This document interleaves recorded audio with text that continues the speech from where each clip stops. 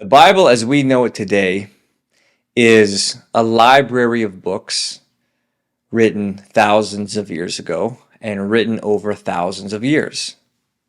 Why should you trust it? Let's get into it.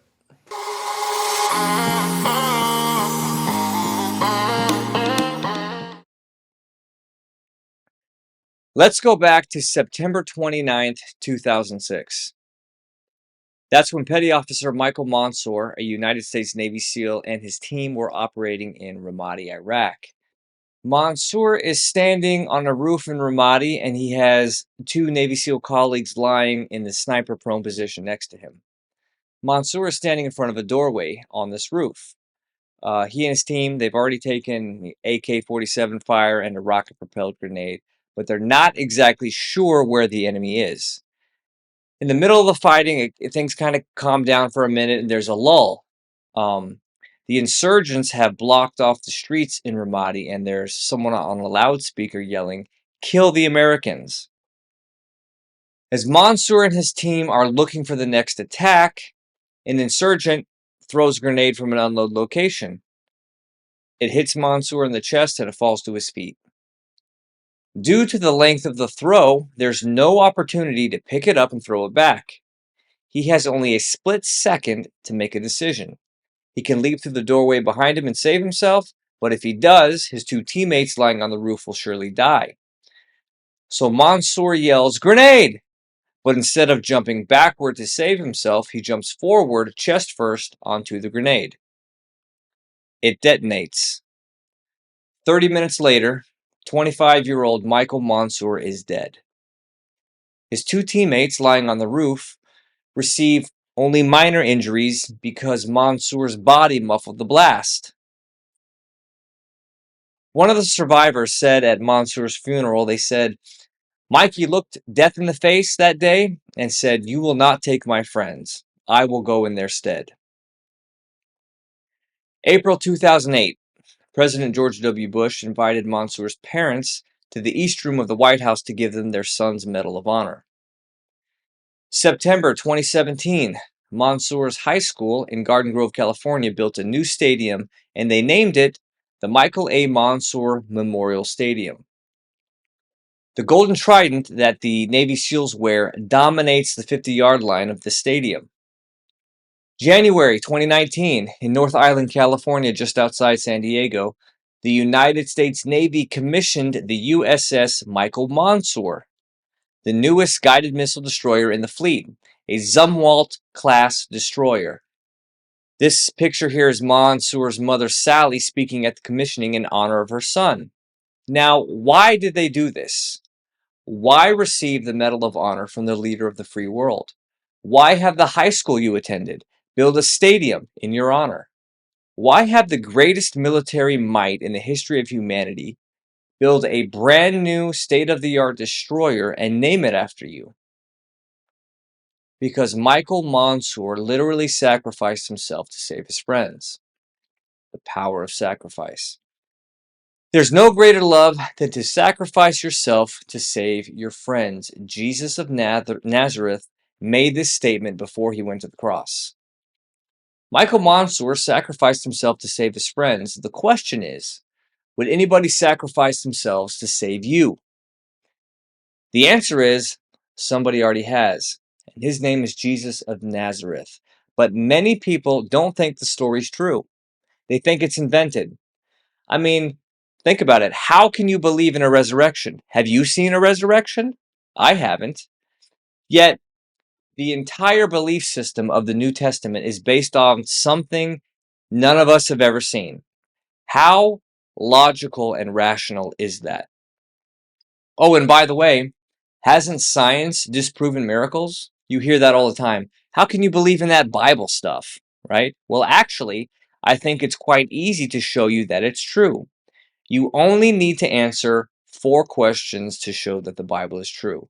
In other words, if you investigate these 4 questions, I think you'll realize that the answer to these 4 questions is yes. And if the answer to these 4 questions is yes, then the Bible is true. What are the 4 questions? Here they are. Does truth exist? Does God exist?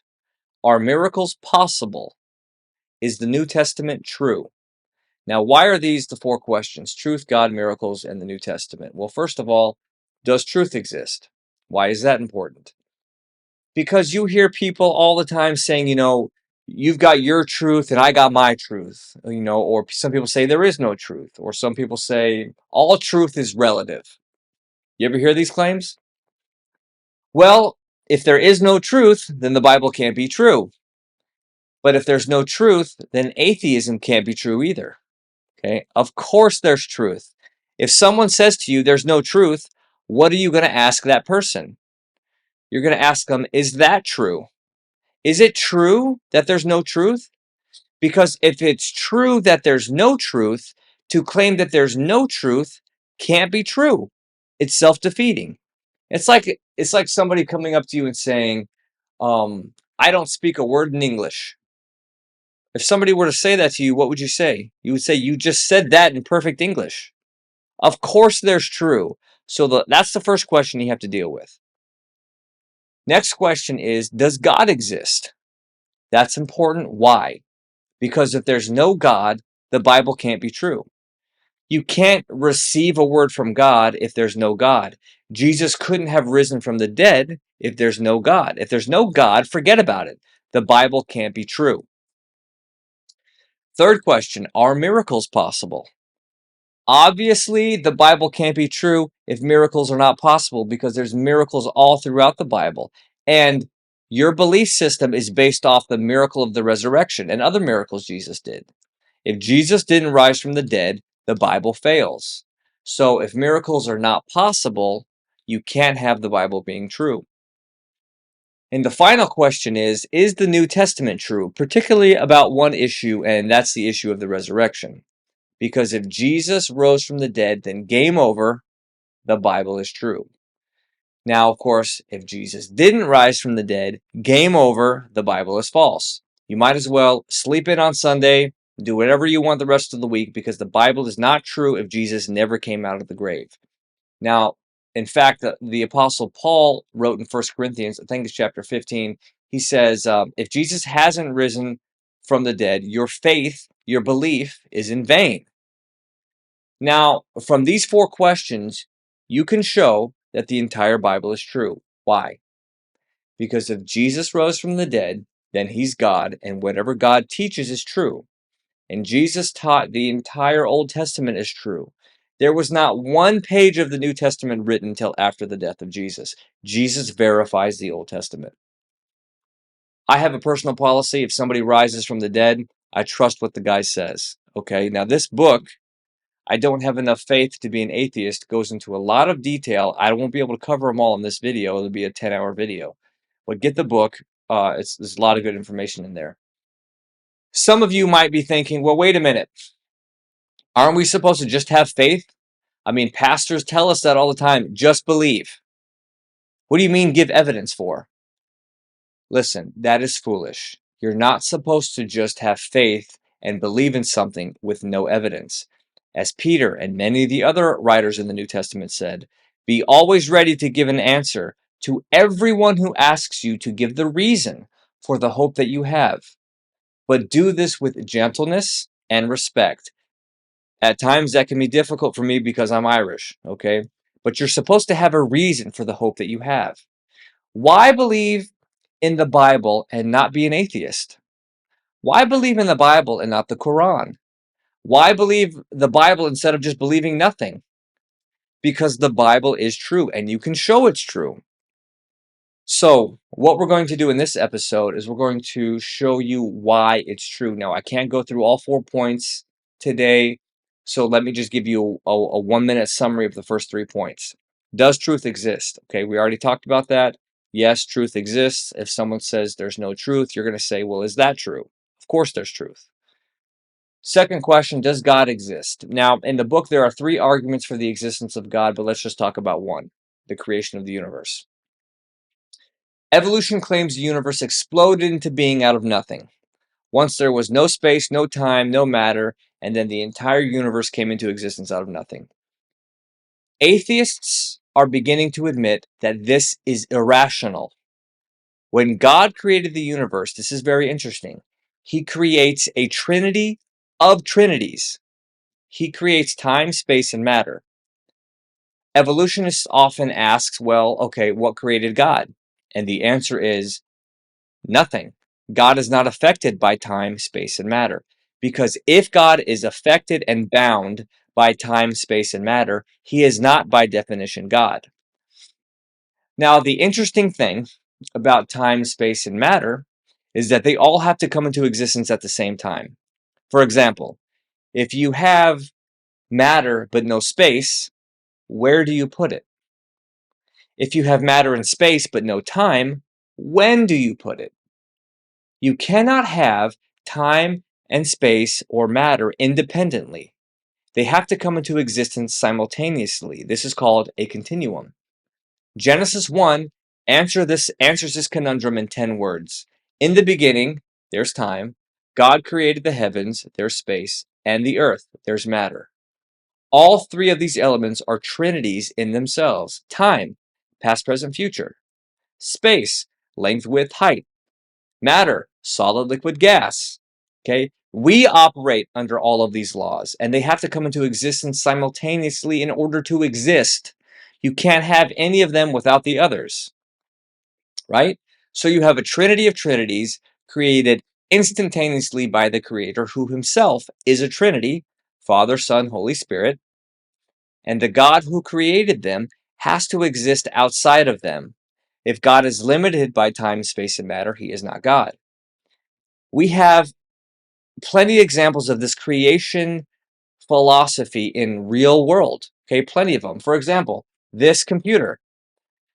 Whoever created this computer does not live inside the computer. The person who created your computer does not live inside of it. The person who created your car or your home or your favorite chair or any other creation does not live inside of it. They exist outside of it. All creation is done from an external source.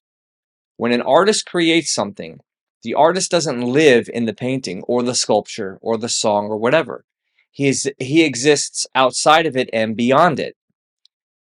Atheists and evolutionists will tell you that it's impossible for spiritual forces to have a physical effect on time and space and matter. Well, then I guess you have to explain to me the concept of love, hate, regret, fear, envy, jealousy, anxiety. Where does rationality and logic come from? Why do they exist? Where does morality come from? How do you measure these things? If your brain is just a random chemical process that evolved over millions of years, how can you at this point even trust your own brain? God does not operate under the confines of his creation. God is not limited by the limitations of his creation. Can Bill Gates operate outside of the limitations of Microsoft? Can Elon Musk operate outside of the limitations of Tesla or SpaceX? Is a painter bound by the limitations of his painting? The creator is always greater than the creation. That's the point I'm trying to make. So if I ask you to explain how a computer came to be, which you cannot use a designer, you cannot use humans, you cannot use the brain or logic or consciousness, you have to use only the materials available to you inside the computer. What conclusion would you come to? How does the computer come to be? With all its intricate parts and molecules, where did the molecules and matter come from? Where did the idea of the computer itself come from? How was it formed? You can't explain the creation of the computer from inside the computer, nor can you explain the creation of the universe inside the universe. There has to be something outside of it that created it. All the scientific evidence points towards an intelligent designer, ergo God. Okay? So time, space, and matter had a beginning out of nothing. Well, if time, space, and matter had a beginning out of nothing, what could have created them? What could have caused that? Whatever created it can't be made of time, space, and matter. In other words, the cause must be spaceless, timeless, immaterial, and powerful to create a universe out of nothing. The creator must be personal in order to choose to create. and also intelligent, to have a mind to create. Now, ladies and gentlemen, when you think of a spaceless, timeless, immaterial, powerful, personal, intelligent cause, who do you think of? God. And you say, well, how do you know it's the God of the Bible? Well, we don't know yet. At this point, we don't know. But if we keep going through the points, we're going to realize that this same being is the same being that walked out of the tomb 2,000 years ago. Okay? This is just one argument. There are others too. Third question. Are miracles possible? A lot of people don't believe in miracles because they haven't seen one. Well, if miracles occurred all the time, they wouldn't really be miracles. I mean, these events have to be rare in order to get our attention or to even be classified as a miracle. I mean, if people were rising from the dead every couple of weeks, what would the resurrection of Christ mean to us? It's got to be a rare event. Imagine, you go to somebody and you say, Jesus rose from the dead. And the guy goes, so what? My Uncle Bob just rose from the dead 2 weeks ago. Now I got to give him, his inheritance back. No, it's got to be a rare event. If it happened all the time, it wouldn't really mean much. We just go, this stuff happens all the time. Now, what is the greatest miracle in the Bible? It's actually not the resurrection. The greatest miracle in the Bible is the first event. In the beginning, God created the heavens and the earth. If that verse is true, every other verse is at least possible. I mean, if it's true that God created the universe out of nothing, then he can do whatever he wants. At least it's not logically impossible. If he created the universe out of nothing, can he walk on water? Can he part the Red Sea? Can he raise Jesus from the dead? Yeah, these are easy for God. The interesting thing is that atheists today are admitting that the data for the first verse is true. They don't think it's God that did it, but what else could it be that created the universe out of nothing? It's got to be a spaceless, timeless, immaterial, powerful, personal, intelligent cause. So miracles are at least possible. By the way, if you don't believe in miracles, just look around you. You're living in one. The universe is a miracle. It came into existence out of nothing. Whether it's Big Bang or not, we are here. Okay, so we don't have time to cover all the points, so we're going to dive into this last one. Is the New Testament telling us the truth? Now, I'm not making the argument at this point that the New Testament is without errors, although I do believe that. Okay, that's a conclusion. That's not a premise. I just want to look at the New Testament documents to see if they're logically reliable, if they're generally telling us the truth. Because if they're telling us the truth, then the Bible is true. All right? So, what we want to do is look at the New Testament documents and see if we can discover if one particular event from the ancient world took place, and that is the resurrection of Jesus. What evidence do we have that they've told us the truth? Well, I'm going to list 8 lines of evidence. They're in the book. We don't have time to cover all of them, but we're just going to cover 2 of them. But I'm going to list all of them. Okay, so 1, early sources, which means, these documents are written down early. And the data within the documents is even earlier than when they were written because you write stuff after it happens. 2, eyewitness details. Throughout the text are verifiable eyewitness details that only eyewitnesses would know. They're all listed in chapter 10 of the book. Embarrassing stories. I'll explain that when we get there. 4, excruciating deaths. We'll do this one as well. I'll explain that when we get there. Embedded confirmation. Okay, this one's hard to explain in a short period of time, but it's probably the best evidence you've never heard of that the New Testament writers are all independently witnessing the same historical events. Also, Google 2 words, undesigned coincidences. There's some books on the internet that are free about this. And when you read that, you're going to go, well, okay, there's no way they're making this up. Detectives use this as well when they're solving cases. Number 6, expected predictions. That deals with Old Testament prophecies. If I just had one Old Testament prophecy to make my case, it would be Isaiah chapter 53. If you haven't read that, go read it and see who it sounds like. It's Jesus. It's talking about Jesus 700 plus years in advance. Number 7, extra biblical writers.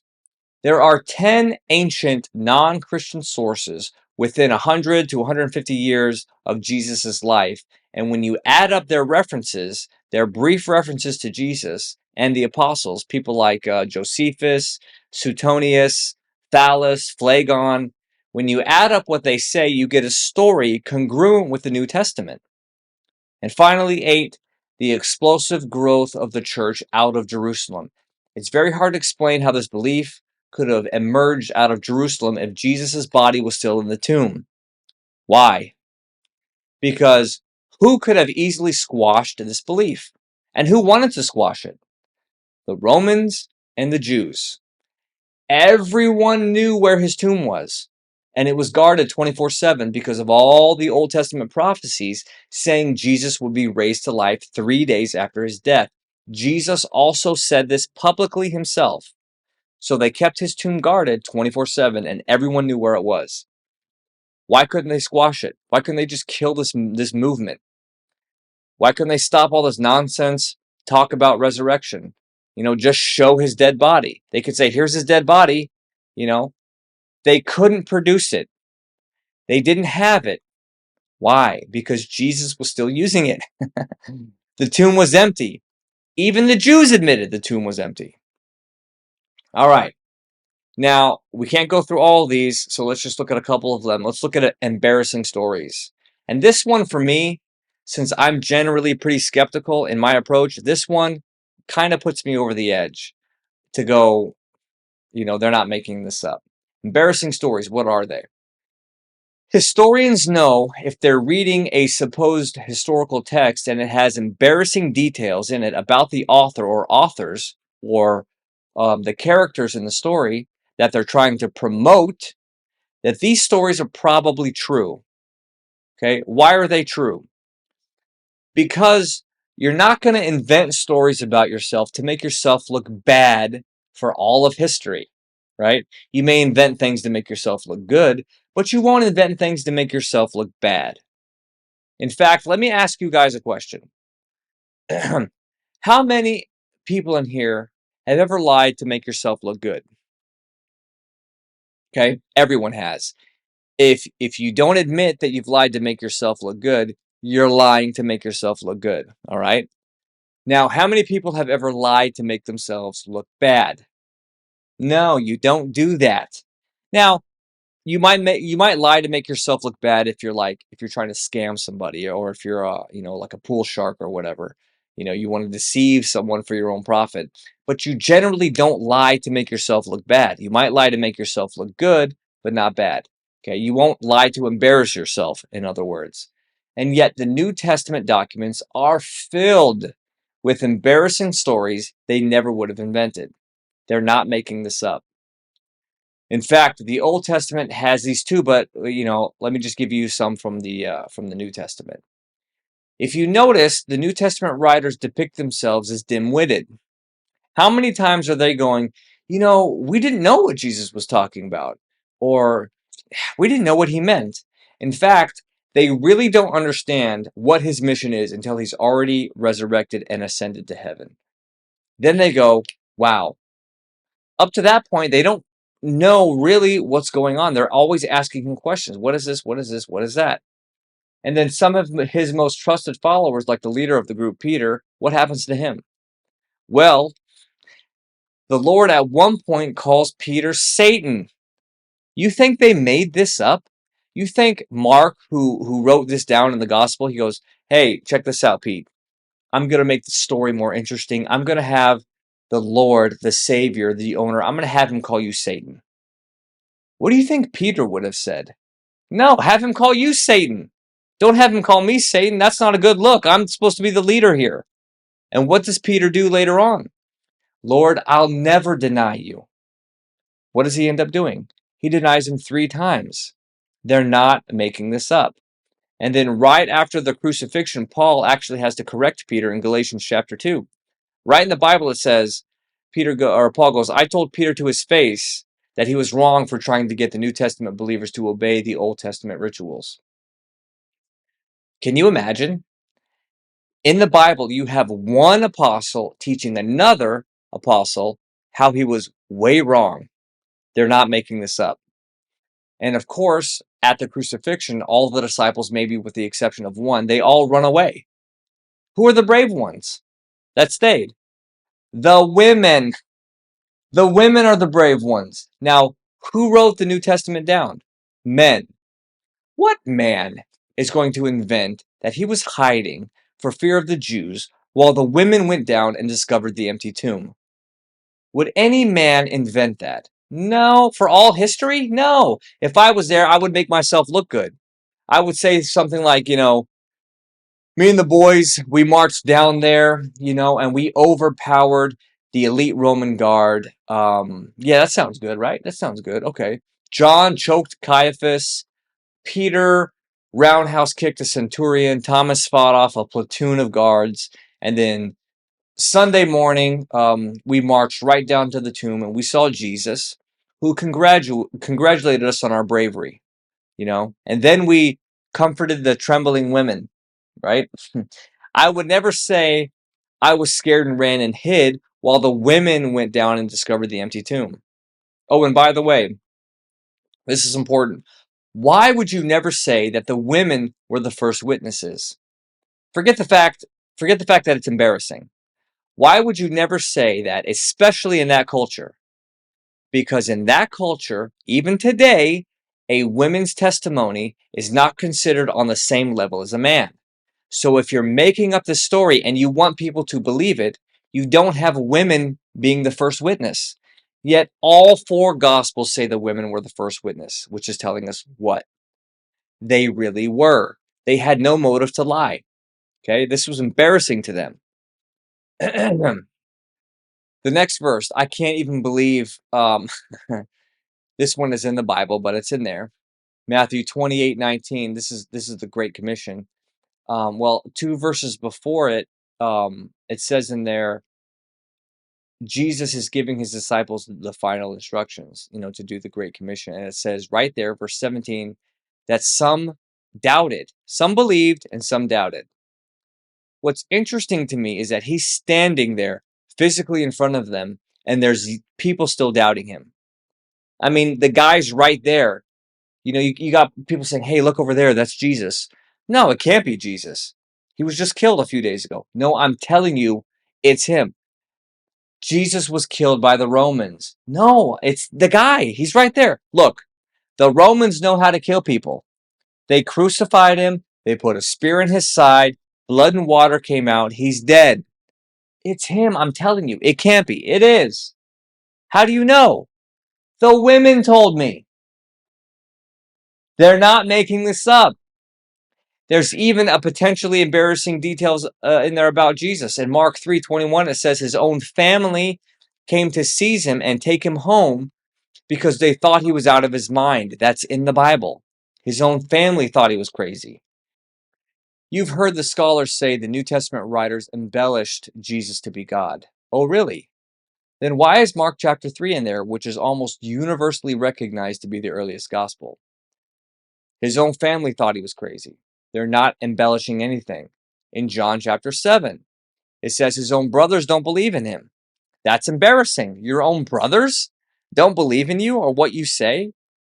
Now, we learn later on, however, that James, the half-brother of Jesus, who wrote that book in the New Testament called James, James died as a martyr in 62 AD. He's the pastor of the church in Jerusalem, and the Sanhedrin, the Jewish ruling council, wants to get rid of him. So they throw him off the Temple Mount, and then they stone him to death. By the way, this account is not in the New Testament. It's not in your Bible. You know who tells us this?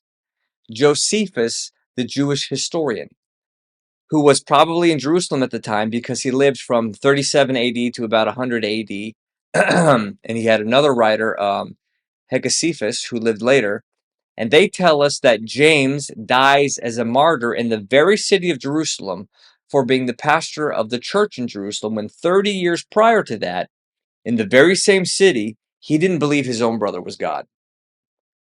Why does he later obviously believe in his own brother?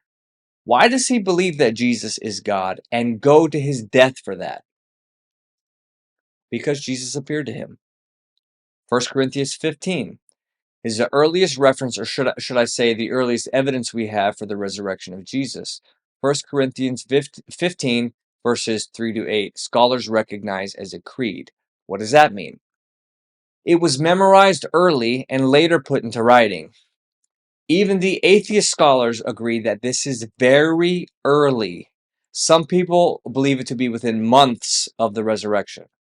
Okay, who had this creed down? Well, the 500 who Jesus appeared to, and specifically naming Paul and the 12 and James. So it's interesting. So before Jesus rose from the dead, Jesus didn't think his own brother was God. After Jesus rose from the dead, James believed and went to his death for it. Now, Jesus is called a drunkard. He's called demon-possessed. He has his feet wiped with the hair of a prostitute, which could easily have been seen as a sexual advance. And by the way, notice there are two prostitutes in Jesus' bloodline, the Messiah's bloodline. Who are they?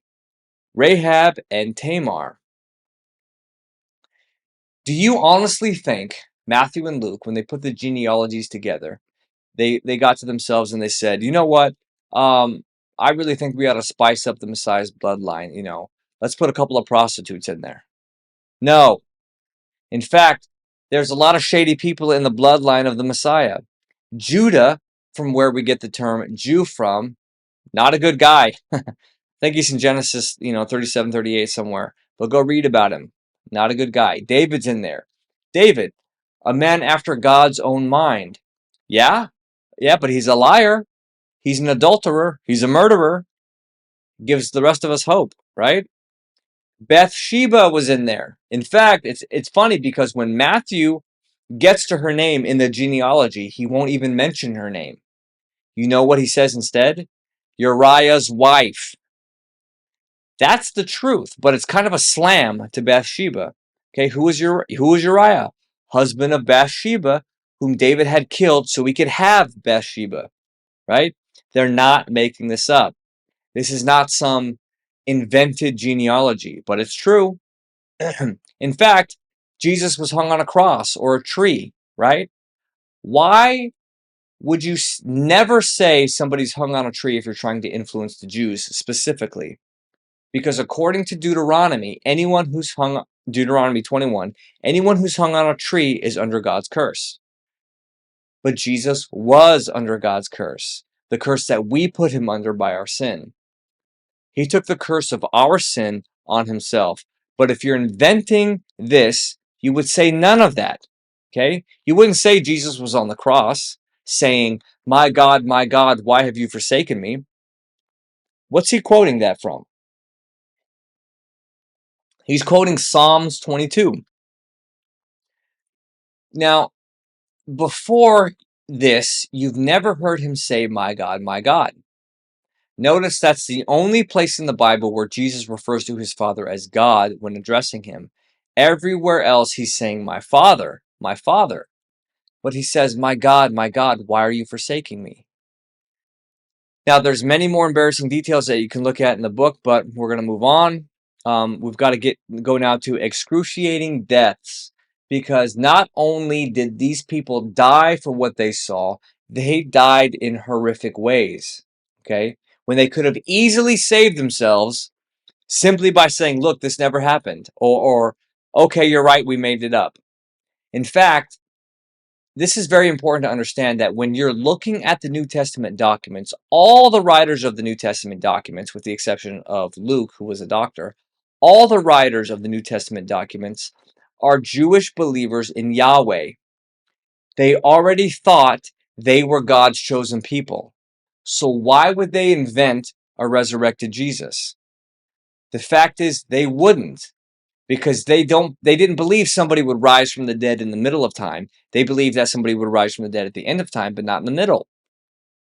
Okay, the middle, or before the end days, right? Yet, what does Jesus do? He claims to be God, and he rises from the dead in the middle of time while everybody's still alive, right? And they make this up for what? Before we get there, let's take a look at the apostles' beliefs and practices before and after the resurrection. Before the resurrection, they believed in animal sacrifices. Okay, they're slaying all kinds of lambs and goats and rams and animals to Yahweh. After Jesus, they believe in Christ's sacrifice. Okay, it was enough to fulfill the Old Testament law, so we don't need to slay all these lambs and animals and things anymore. The lambs are just a symbol of the Lamb of God who was prophesied years and years and years before, who comes and takes away the sins of the world. So they give up the ritual sacrificial system. Before, they believed in the binding law of Moses and its rituals. Afterwards, they say Christ has fulfilled the law. They can get rid of the rituals. You have to keep the law, though. Before, they believed in strict monotheism. Afterward, they're believing in the Trinity, three persons in one divine essence. And when you go back in the Old Testament, you can see the Trinity in there as well, but it's clearer in the New Testament. Before, they believed in the Sabbath. In fact, they thought that they could be stoned to death for not obeying it. Afterwards, they're worshiping on Sunday. And Paul even says in Colossians chapter 2, don't let anyone tell you you have to obey the Sabbath or festival day. Do you realize that of the 10 commandments, 9 of them are repeated in the New Testament? There's only one that isn't repeated. Keep the Sabbath holy. Why? Because who's the Sabbath? Jesus is our Sabbath. He's our rest. Sabbath means to rest. So we no longer have to keep this ritual Sabbath holy and not do anything on Saturdays, okay? The Sabbath pointed towards Jesus, and Jesus freed us from that ritual. Before, they believed in a conquering Messiah. After, they believed in a sacrificial Messiah. Before, they believed in circumcision. Afterwards, they believed in baptism and communion. Now, ladies and gentlemen, what would have caused these people who thought they were God's chosen people, okay, and had been that way for thousands of years, what would have caused them to abandon all of their traditional beliefs and adopt new ones virtually overnight? The only thing I can think of is what psychologists call an impact event. What's an impact event? An impact event is an event that occurs in your life, and it's so dramatic that it can change your perspective 180 degrees, just like that. Okay, some impact events are so dramatic that although you might not remember what you even had for breakfast in the morning, you could remember an impact event from 10, 20, 30, 40 years ago plus. Okay, let me give you an example.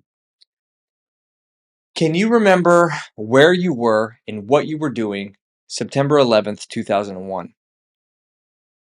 Where were you when the second plane hit the tower?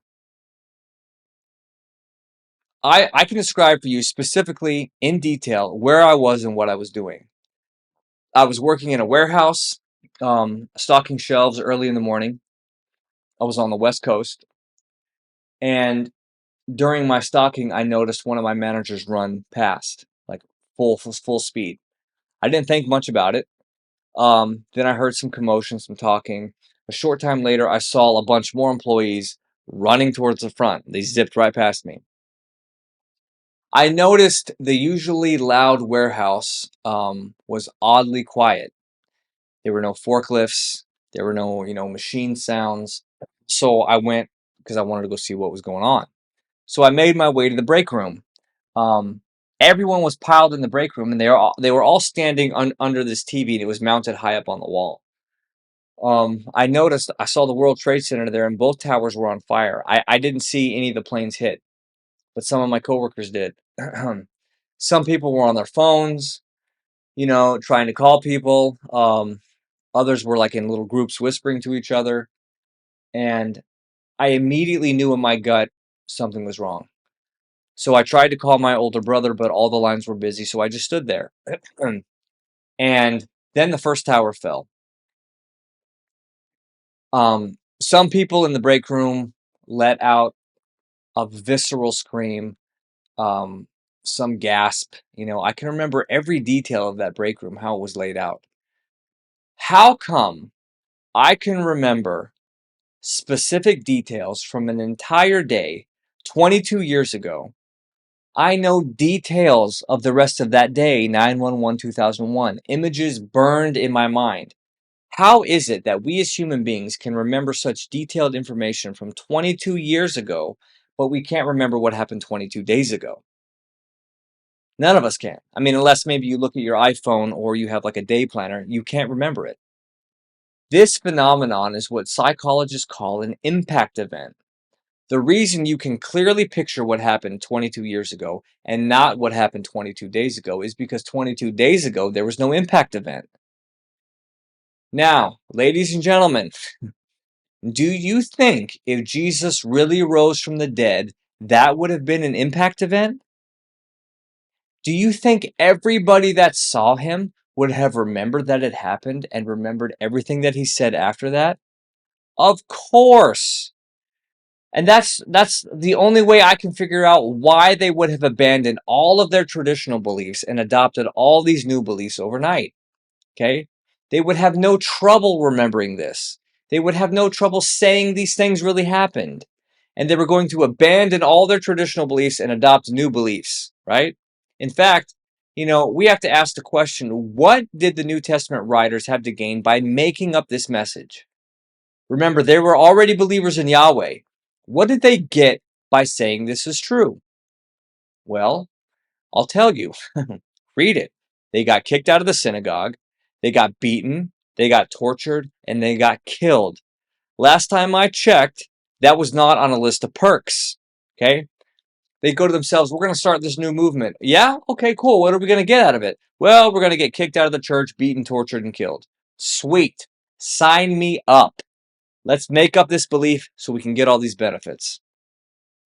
This is not an invented story. In fact, they had every motive to say the resurrection did not happen and no motive to say it did.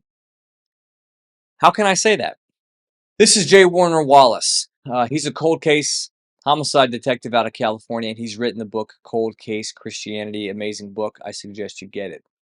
This man's been on Dateline more than any other cold case homicide detective because he solves murders decades old. And he has taken his skills in investigating cold case homicides to investigate the greatest homicide of all time, the homicide of Jesus. In his expertise, he says whenever he finds a dead body that he knows has been murdered, he says there's only 3 reasons why that guy is dead. Not 1,000 reasons, just 3. Could be a combination of the 3, but it's only 3. It's either a sex issue, a money issue, or a power issue. Sex, money, power. Okay? Those are the 3 things that motivate even us to sin. Sex, money, power. Remember the 3 tests Jesus passed in the desert? Appetite, power, wealth. Now, these are good things, okay, but they're so good that a lot of times we'll take shortcuts to get them. So, when you ask yourself, what did the New Testament writers have to gain if they made this up? You got to find a sex, money, or power motivation. Ladies and gentlemen, did the New Testament writers get real popular with the ladies by saying Jesus had resurrected from the dead? No. Did they get money? No. They weren't, 21st century prosperity preachers. Did they get power? No. They didn't get power. They got the opposite of power. They got persecuted. Interesting enough, Paul had lots of power before, when he was persecuting the church, before Christ appeared to him, and he changed. After this, Paul is the one persecuted. They didn't make this up. They had no motive to make it up. In fact, why would you die for a known lie? Now you might say, wait a minute. Don't Muslims die for their faith? And they think what they die for is true. Are you going to say that martyrdom proves Islam is true? No. Why?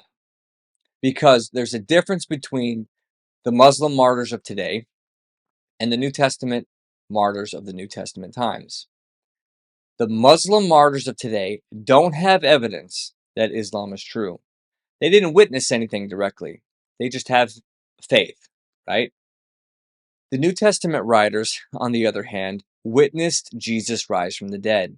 They saw Jesus. They touched Jesus. They ate with Jesus. They verified with their own senses that Jesus had risen from the dead. Now, the interesting thing here is many people will die for a lie they think is true, but nobody will die for a lie they know is a lie. And the New Testament writers were in a position to know whether or not it was a lie or not. And they went to the deaths for it anyways. The kingdom is not true because a series of documents we put under one binding called the Bible says it's true. In fact, it would be true if the Bible never existed. How can that be? Do you realize there were thousands of believers before a single line in the New Testament was ever written? How can that be? Well, question. Was Paul a believer before he wrote the book of Romans? Of course he was. Why did he write the book of Romans? Because he witnessed a resurrected Jesus. Was John a believer before he wrote the Gospel of John? Yes. Okay, that's why he wrote the Gospel of John. Was Matthew a believer before he wrote the Gospel of Matthew? Of course. Why? Because he witnessed a resurrected Jesus. In other words, we think this belief system originated with a book. That's not true.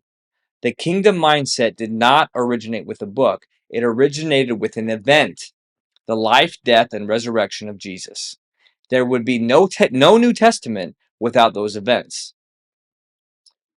You would never have Jews, specifically Jews in the first century, writing down all this, making it all up, getting themselves beaten, tortured, jailed, and killed unless Jesus rose from the dead. In fact, you could put it this way.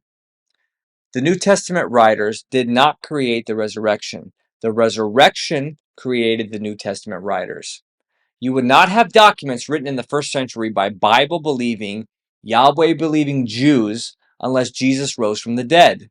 Now, thankfully, they did write it down so we can orient our life around it and give us evidence for our beliefs. Okay? But don't get those two things backwards. Don't think the Bible gives you the kingdom. The kingdom existed before the foundation of the world. What the resurrection does is prove its power. Now, if Jesus rose from the dead, then you will believe the Old Testament because Jesus believed it and quoted from it all the time. If Jesus rose from the dead, you should believe what he says. Okay, let's sum it up. Does truth exist? If someone says there's no truth, you're going to say, is that true? Yes, truth exists. Does God exist? Yes, and one argument for his existence is the universe came into existence out of nothing, and only a being like God could have created the universe. Okay? So God exists. Are miracles possible? Well, the greatest miracle of all time has already occurred. What is it? The creation of the universe. Genesis 1:1. If Genesis 1:1 is true, then it's at least possible the resurrection is true. Okay? And I just gave you 2 lines of evidence that the apostles, that the New Testament writers are telling the truth about the resurrection. Okay, so what if it's true? Well, in order to answer that, you got to answer this question. Why did Jesus come? He tells us why he came. It's very clear. And it wasn't to create a new religion. Luke 4:43, he said, I must proclaim the good news of the kingdom of God to the other towns also, because that is why I was sent. Jesus also came as a sacrifice to fulfill the Old Testament law and ritual of sacrifice for all humanity. Okay, I think you're convinced by now that Jesus did not come to get rid of the law. Okay, Matthew 20:28. Just as the Son of Man did not come to be served, but to serve, and to give his life as a ransom for many. Now, you may say, like I used to say, I don't need anybody to pay a ransom to God to get me off the hook because I'm a pretty good person. You know why we think that? Because we have a relative moral standard in our minds. You know, we compare ourselves to moral giants like Mother Teresa, the Catholic nun who served the poor most of her life in India. And then that's where she's on one side. On the other side, you know, we have the evil, immoral Hitler. And then next to Hitler, we put criminals. You know, we know they're not quite as bad as Hitler, but they're bad. And then next to them, we put all the immoral people we know. You know, your immoral friends, your relatives, your coworkers, who there aren't quite as good as you, you know, because your picture's right there next to Mother Teresa. And then what we do is we arbitrarily draw a line in the sand and we say, these people are going to heaven, they're good, and these people are going to hell, they're bad. Okay, we're the good people. even though God doesn't want you in heaven. We'll get into that later. Okay, but that's how we think. Jesus said, there is no one good but God. So why are you claiming to be a good person? Well, we're better than our neighbors, right? In our minds, but we're still evil. We still need redemption because there's not a relative moral standard. There's God's perfect moral standard, and the line runs on the top, and everyone is underneath it. Okay? The truth is, we've all fallen short of that standard, from Mother Teresa down to Hitler and everyone in between. And what Christ has come and done is he's fulfilled the law in order to place us in correct alignment with the government of God. But someone had to die to do it. Because God said sin equals death. But death and cross and blood and resurrection is not the message of Jesus. It's the message the church preaches. That's why church pews are empty, because people don't want to hear that. Okay? The death is important. The resurrection is important. The blood that he shed is important. But it's a means to an end goal. It's not the end goal. Let's end with the story of Michael Monsoor. Only about 20 to 25% of people who enter SEAL training make it through. Okay? There's nothing harder to earn in the Navy than the Golden Trident. When Michael Monsoor was buried in Fort Rosecrans National Cemetery just outside San Diego, nearly every Navy SEAL on the West Coast showed up for his funeral. When they passed by his casket, they took off their tridents and they pressed them into his casket. Okay? They took their identity, which was their trident, and they pressed it into the one that died for them. They put their identity in their Savior. That's what we're supposed to do. There's an identity crisis in America, nay, the entire world. People are trying to figure out, who am I? In the kingdom of God, you don't achieve your identity. You receive your identity. John 1:12.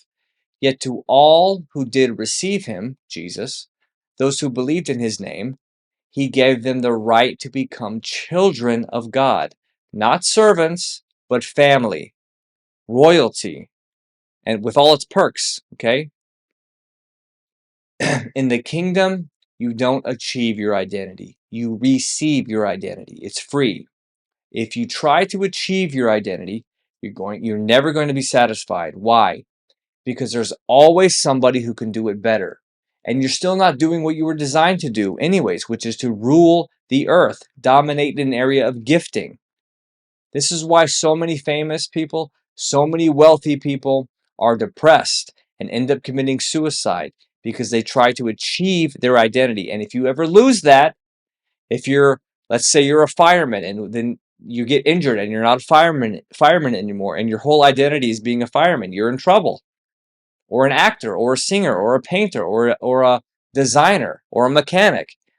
If you lose your identity, your temporary identity, this is why when people retire, they get depressed because their identity was their job or their career. Don't put your identity in something temporary. Don't put your identity in a political party. Don't put your identity in an ethnic group or a racial group. There's only one race anyways, the human race. Don't even put your identity in good things like your spouse or your children. None of these things are eternal.